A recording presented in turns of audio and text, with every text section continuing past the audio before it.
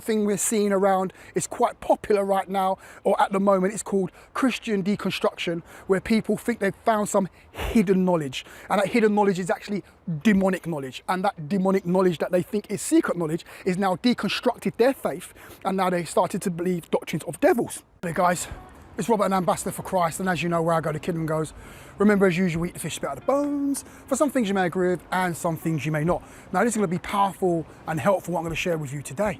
We know in the book of, Ephesians chapter 6, verse 12, 13 and 14, it speaks about the armour of God.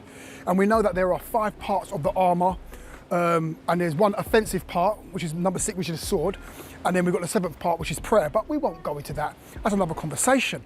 But one part of the armour of God is called the shield of faith, the shield of faith. Now we know that the Bible says that the shield of faith is there to quench all the darts, or all the fiery darts of the enemy. Now the question is, what is a fiery dart? Another thing that is very important to understand is that every day your faith is under attack.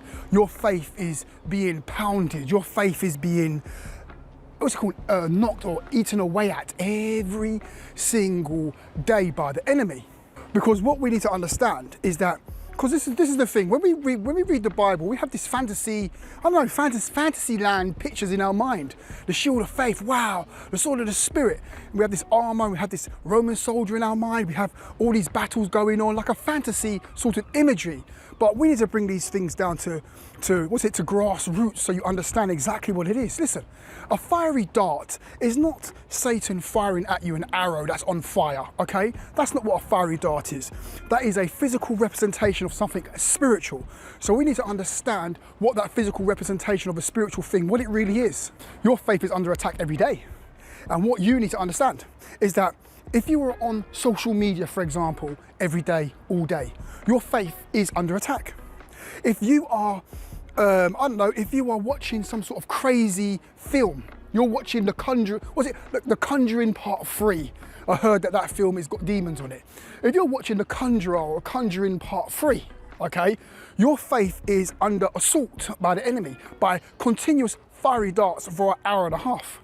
If you are listening to worldly music all day, all the time, your faith is under attack continuously. So if you're listening to certain tunes, certain worldly music, your faith is being attacked over and over again, continuously, a continuous assault. And you know what the worst and crazy thing is? After you turn that song off, or after you stop listening to that worldly music, you still have the same songs going in your mind, and your faith is still continually being attacked. It's being eroded away over and over again. So basically, fiery darts is the enemy firing at you worldly things, or you being involved with worldly things, you concentrating and focusing on worldly things. This is really, really interesting what I'm going to share. Your faith is being spent, okay? If you watch something crazy, or you're walking down the street and you see some really beautiful woman walk past you, and you've got all these thoughts in your mind, or some topless man or something walks past you and catches your eye, your faith is under attack. And what you need to understand is that if you've got 100% faith, okay, when you see that woman or that man walking past or something like that, and you're, oh wow, what happens is that your faith has now taken a hit. Now you're at 99% faith. Then you watch some sort of crazy film. Now you're at 80% faith. Your faith just took a 90% hit.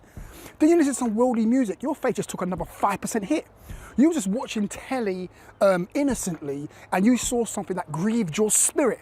You know, they were teaching, you was watching the news, and they was speaking about how in the schools, the primary schools or in kindergarten, they're teaching the young children how to do things that are an abomination to God. And when you saw that news, it hit your spirit. It grieved your spirit. That's your faith taking another hit. Now your faith is down to 70%. You can see where we're going with this. What happens now is that people's faith and the faith of the saints can get down to dangerously low levels, to 10%. And the thing is, the saints are not renewing their faith. They're not feeding the things. They're not watching things. They're not studying things. They're not getting involved with things that feeds their faith. So their faith is continually being eroded away until their faith gets to zero, and then all of a sudden they're in Christian deconstruction, which means apostasy, yeah? Because that's one thing we're seeing around. It's quite popular right now, or at the moment, it's called Christian deconstruction, where people think they've found some hidden knowledge, and that hidden knowledge is actually demonic knowledge, and that demonic knowledge that they think is secret knowledge is now deconstructed their faith, and now they started to believe doctrines of devils.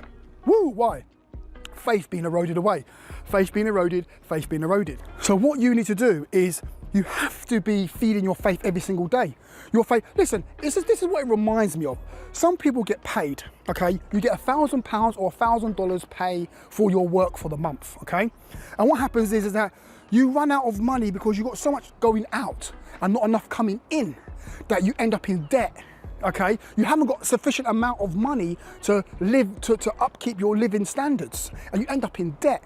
It's the same with faith. It's like there's a lot of saints who are running on empty. Their faith is bankrupt, and they don't read the Bible, and they don't feed their faith, and they start struggling, and they start coming out with strange doctrines and strange things. They start to malfunction. That's one thing I've learned about when your faith is low. You start to malfunction. You start operating strange. You start doing strange things, saying strange things, struggling with strange things.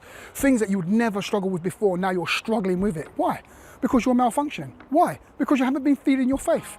Why? Because your faith has been constantly under attack every day, under attack. You haven't fed your faith. So we need to start to feed our faith. Listen, don't be fooled into thinking that you can live as a believer and not have any faith. Don't be fooled into thinking that you're all right. You're not all right. You need to feed your faith. You need to read 50. Today, you need to read 50 chapters of the Bible today. 50. You need to read the whole book of Samuel, the whole book of 1st and 2nd Samuel. You need to read that today. Have you ever seen The 300 before? It's an old movie, okay, back from 2007.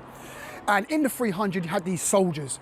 And in the beginning of the film, these soldiers have a shiny, glistening armor, and their shield is all glistening and brand new. But when you get through the film, after they go through a few battles, their armor and their shield looks battered, okay, because they've been going through wars. So that's how it is like for us every day. Our shield, when we come out of the presence of God, we come out of a prayer session, a reading the Bible session, our shield looks brand new. Our shield looks ready, it looks powerful, it looks awesome, okay? Our shield, our armor looks powerful. But when you get to the end of the day, after you've been through a few battles, through a few attacks, fiery darts hitting your shield all day, okay? It starts to look worn out and battered. So it has to be renewed, because what you'll find out with the Romans is that at the end of a battle, the Romans always had to fix their shields. They had to start to rebend their armor, start sharpening their swords back up. Why? Because they've gone through a few battles. So it's like us. At the end of the day, during the day, we have to maintain our faith, maintain our equipment, maintain our artillery, maintain our armor, our shield, our sword, our helmet. Maintain it how? By reading the word and doing spiritual activities. It's powerful. What I'm sharing with you, you've got to do it. Woo! I know for a fact that what I've shared with you guys today has ministered to a lot of you, and a lot of you are feeling convicted right now. You guys know what to do. Stop hanging around, get back in the word, get back into prayer, praise. Limit the things you're watching, limit your time on social media, limit your time on certain films you're watching, limit your time on certain activities that's not building your faith. Because when you're at work, for example, your faith is under attack by your workmates. Why? They're swearing around you, saying dirty jokes and coming out with all sorts of craziness. So your faith is attacked constantly at work. Your faith is attacked constantly throughout the day. So we have to start to surround us. Look, when your faith is under attack at work, it's unavoidable. There's a lot of things you do in life, your faith's under attack. It's unavoidable. It's unavoidable. But there's things that you can do purposefully to build your faith. So we have to do things, what's the word called? Purposefully, okay, with a routine, being deliberate, because being a believer, being saved, it's not automatic. It's something you need to work on. It's something you need to study. You have to do things purposefully. You don't just read the Bible because it comes automatically. No, you have to pick it up. You have to say, I'm reading the Bible, and pick it up. You have to say, I'm going to pray, and go and do it. Why? Because these things don't come naturally. Okay, these things don't come naturally. Living spiritual and living a powerful life doesn't come naturally. You have to build these things up manually. You have to build it up purposefully, on purpose. Okay, so anyway, it's enough rambling, but you guys understand where I'm coming from. It's Rob, an ambassador for Christ. Look, it's really, hold on. It's the mist of the glory of God. Look, see how foggy it is. You can't see, look. It's called sea mist.